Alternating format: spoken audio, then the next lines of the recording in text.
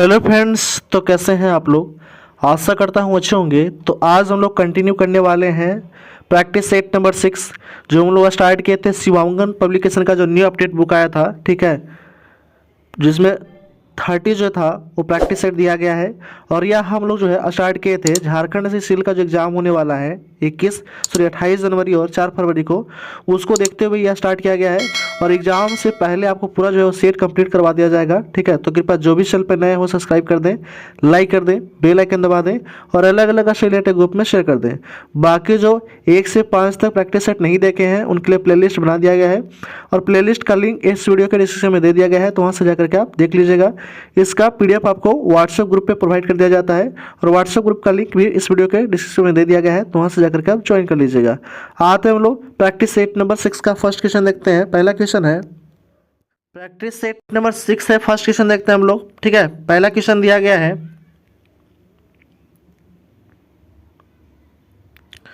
First question है कि आधुनिक भारतीय आर्य भाषाओं का विकास किससे हुआ है। तो आधुनिक भारतीय आर्य भाषाओं का जो विकास हुआ है वो हुआ है अपभ्रंश से हुआ है। ऑप्शन नंबर सी हो जाएगा राइट आंसर। नेक्स्ट क्वेश्चन है, अगला प्रश्न है कि भारतीय आर्य भाषा परिवार की भाषाओं का मूल स्रोत कौन सी भाषा है। तो मूल स्रोत जो है वो वैदिक संस्कृत है। ऑप्शन नंबर बी हो जाएगा राइट आंसर। नेक्स्ट क्वेश्चन है, अगला प्रश्न है कि डॉक्टर सुनीति कुमार चटर्जी ने भारतीय आर्य भाषाओं का वर्गीकरण कितने भागों में किया है। तो ये किया है 5 भागों में। ऑप्शन नंबर बी हो जाएगा राइट आंसर। नेक्स्ट क्वेश्चन है, अगला प्रश्न है कि वैदिक भाषा का मूल ध्वनियाँ कितनी है।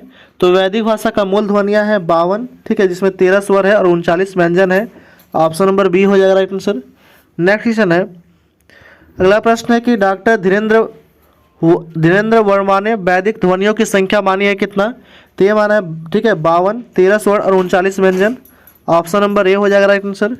नेक्स्ट क्वेश्चन है, वैदिक संस्कृति में स्वर ध्वनियाँ कितनी है। तो वैदिक संस्कृति में स्वर ध्वनियाँ जो है वो 13 है।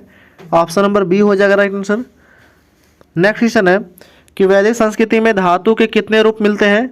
तो धातु के जो है वो 10 रूप मिलते हैं। ऑप्शन नंबर बी हो जाएगा राइट आंसर। नेक्स्ट क्वेश्चन है, संस्कृति में सीधा संबंध किस भाषा का है। तो संस्कृत से सीधा संबंध जो है वो है आपका प्राकृतिक भाषा से है। ऑप्शन नंबर ए हो जाएगा राइट आंसर। नेक्स्ट क्वेश्चन है, प्रथम प्राकृत के अंतर्गत निम्न से कौन है। ठीक है, प्रथम प्राकृत के अंतर्गत निम्न से कौन है। तो वह आपका पाली है। ऑप्शन नंबर सी हो जाएगा right answer.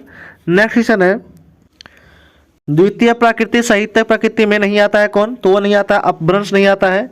Option number D हो जाएगा राइट आंसर। नेक्स्ट क्वेश्चन है, नीचे दिए गए विकल्पों में से तत्सम शब्द का चयन कीजिए। तत्सम शब्द कौन सा हो जाएगा। तो हो जाएगा आपका गोधूम जो है वो तत्सम शब्द हो जाएगा। ऑप्शन नंबर बी हो जाएगा right answer.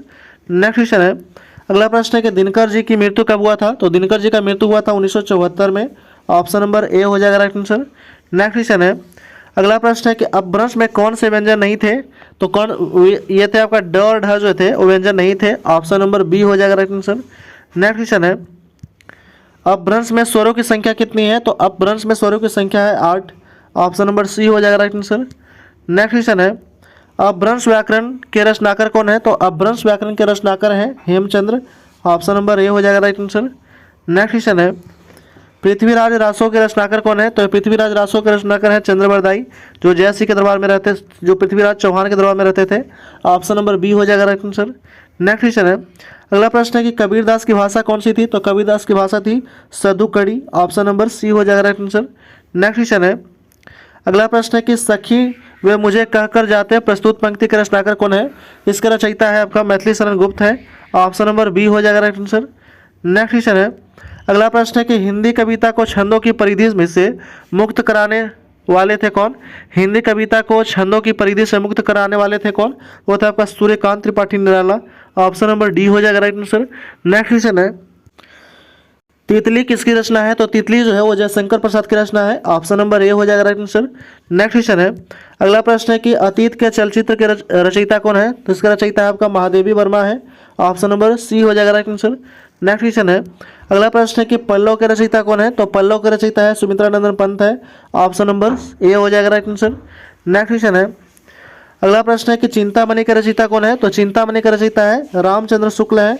Option number C हो जाएगा राइट आंसर। नेक्स्ट क्वेश्चन है, अगला प्रश्न है कि हम दीवानों की क्या हंस थी, आज यहाँ कल वहाँ चले मस्ती का आलम, साथ चला हम धूल उड़ाते जहाँ, चलते प्रेम चलते। प्रस्तुत पंक्तियों का रचयिता कौन है? तो इसके जो रचयिता है वो है आपका भगवती चरण वर्मा है। ऑप्शन नंबर बी हो जाएगा राइट आंसर।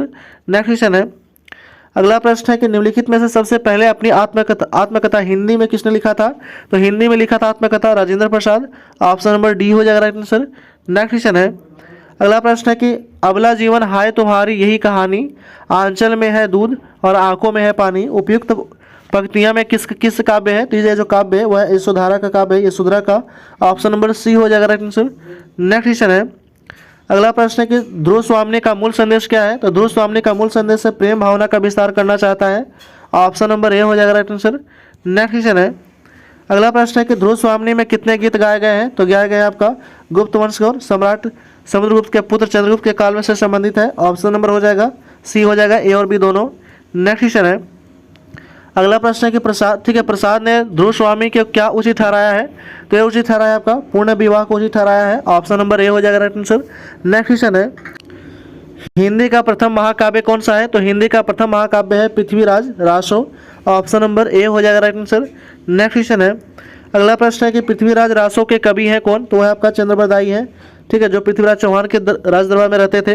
नेक्स्ट क्वेश्चन है, अगला प्रश्न है कि भारतीय नाटक के जनक कौन है? तो भारतीय नाटक के जनक है Bharatendu Harishchandra. Option number A हो जाएगा राइट आंसर। नेक्स्ट क्वेश्चन है, अगला प्रश्न है कि भारत का पहला कवि कौन है? तो भारत का पहला कवि है वाल्मीकि। ऑप्शन नंबर ए हो जाएगा राइट आंसर। नेक्स्ट क्वेश्चन है, अगला प्रश्न है कि आदिकाल की भाषा कौन सी है? तो आदिकाल की भाषा है डिंगल। ऑप्शन नंबर ए हो जाएगा राइट आंसर।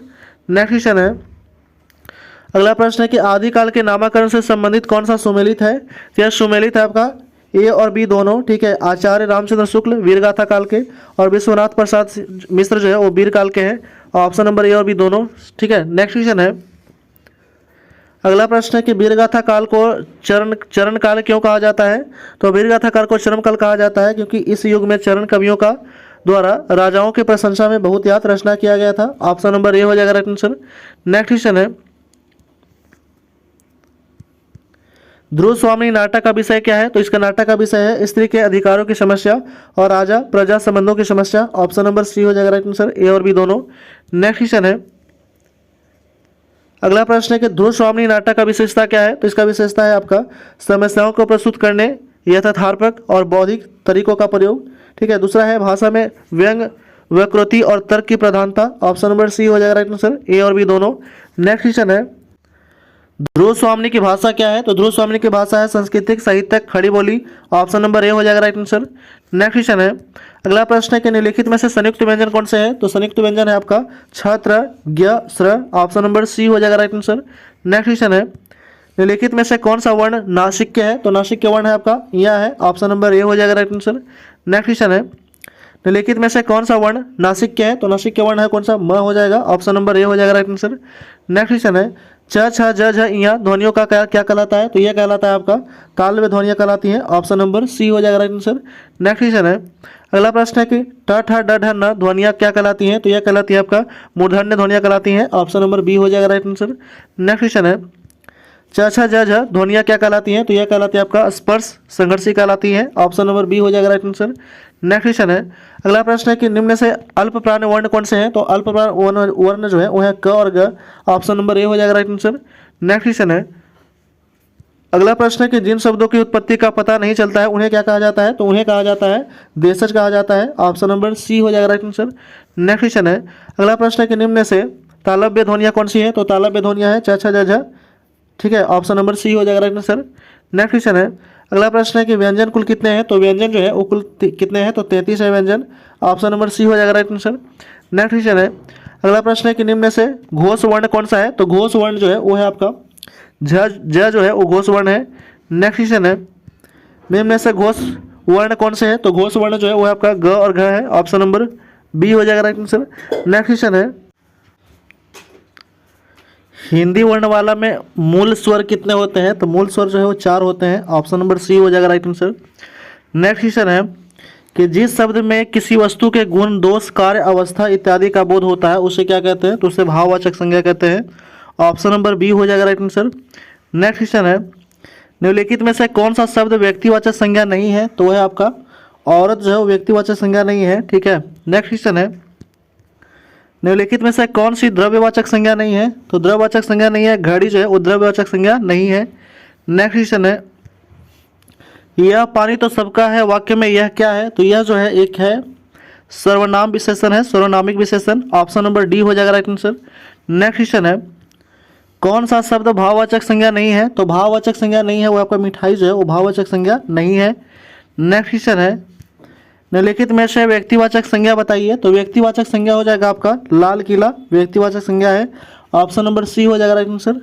नेक्स्ट क्वेश्चन है, निम्नलिखित में से कौन सा शब्द व्यक्तिवाचक संज्ञा है? तो व्यक्तिवाचक संज्ञा है ताजमहल। ऑप्शन नंबर सी हो जाएगा राइट आंसर। नेक्स्ट क्वेश्चन है, सर्वनाम शब्द का प्रयोग किसके स्थान पर होता है? तो संज्ञा के स्थान पर सर्वनाम शब्द का प्रयोग होता है। ऑप्शन नंबर डी हो जाएगा राइट आंसर। नेक्स्ट क्वेश्चन है, पुरुषवाचक सर्वनाम के कितने उपभेद होते हैं? तो 3 जो है वो उपभेद होते हैं पुरुषवाचक सर्वनाम के। नेक्स्ट क्वेश्चन है,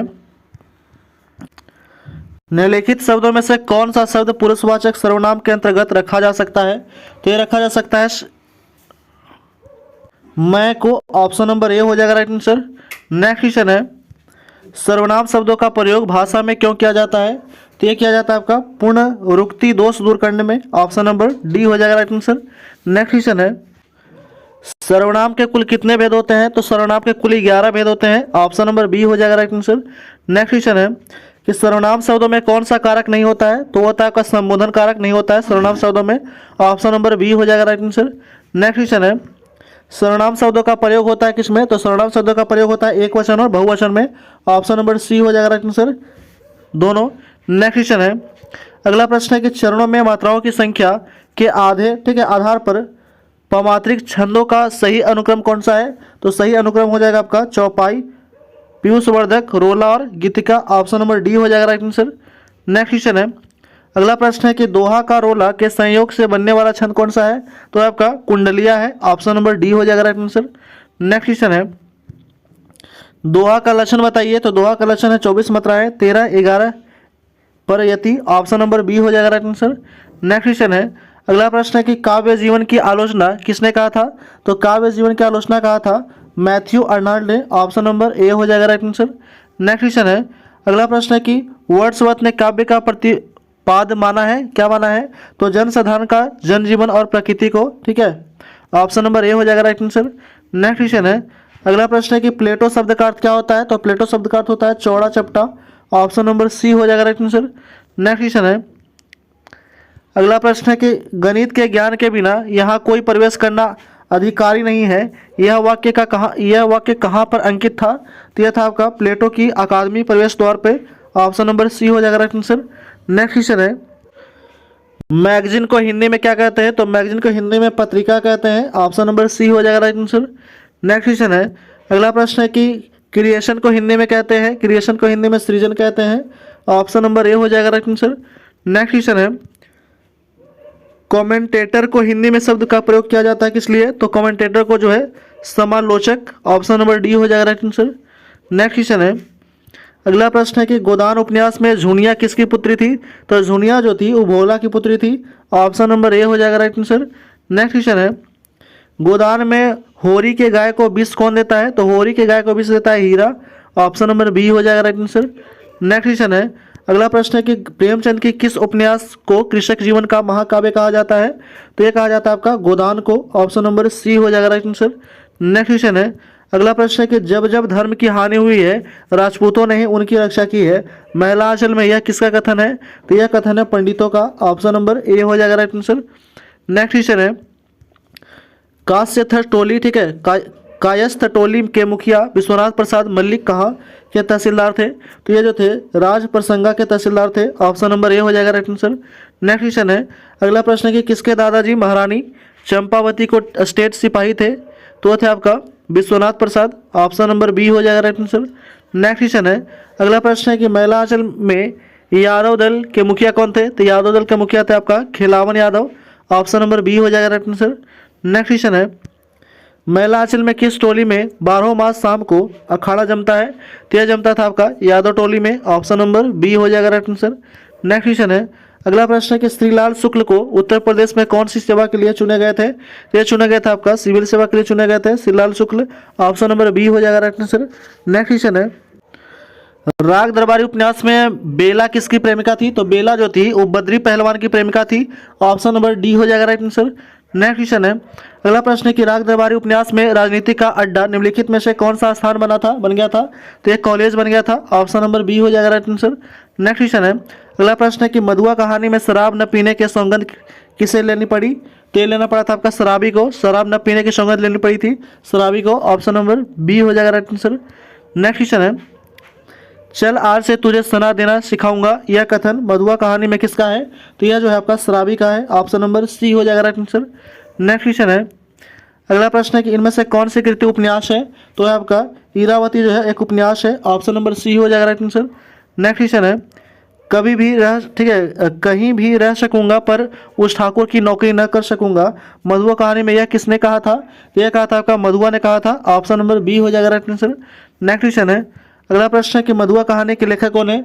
तो मधुआ कहानी के लेखक है Jaishankar Prasad. Option number B हो जाएगा राइट आंसर।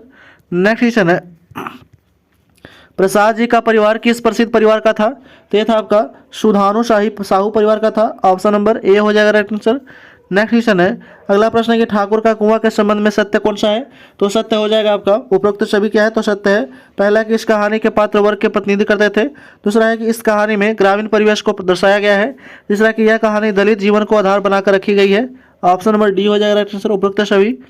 नेक्स्ट क्वेश्चन है, अगला प्रश्न है कि वह अपने पति की हालात देखकर ठाकुर के कुआं से पानी लाने का साहस करती है, वह कौन है? तो वह जो है गंगी है। ऑप्शन नंबर बी हो जाएगा राइट आंसर। नेक्स्ट क्वेश्चन है, किन्नर बालाएं किसके लिए भांति भांति उपहार लाती है? तो लाती है आपका राज्य कन्या के लिए। ऑप्शन नंबर ए हो जाएगा राइट आंसर। नेक्स्ट क्वेश्चन है, नीलम देश की राज्य कन्या कहानी में राज्य कन्या ने कितने राजकुमारों को कैद में डाल दिया था? तो ये डाल दिया था एक को। ऑप्शन नंबर ए हो जाएगा राइट आंसर। नेक्स्ट क्वेश्चन है, अगला प्रश्न है कि नीलम देश की राज्य कन्या कहानी का प्रकाशन कब हुआ था? तो इसका प्रकाशन हुआ था 1933 में। ऑप्शन नंबर बी हो जाएगा राइट आंसर। नेक्स्ट क्वेश्चन है, अगला प्रश्न है कि लतिका कॉन्वेंट स्कूल में छात्रावास के किस पद पर कार्य था? तो कार्य था आपका वार्डन पद पर कार्य था। ऑप्शन नंबर बी हो जाएगा राइट आंसर। नेक्स्ट क्वेश्चन है और इस वीडियो का लास्ट क्वेश्चन है ये 100 नंबर क्वेश्चन, क्या मैं खुसट बुढ़िया से कम हूँ, अपने अभाव का बदला मैं दूसरे के लिए जा रही हूँ, यह कथन किसका है? तो यह जो कथन है वह है आपका लतिका का कथन है। ऑप्शन नंबर ए हो जाएगा राइट आंसर। तो इस तरह जो लोग प्रैक्टिस सेट नंबर 6 हम लोग सॉल्व कर चुके हैं इस वीडियो में। तो कृपया जो भी चैनल पर नए हो सब्सक्राइब कर दें, लाइक कर दें, बेल आइकन दबा दें और अलग अलग रिलेटेड ग्रुप में शेयर कर दें। Thanks for watching.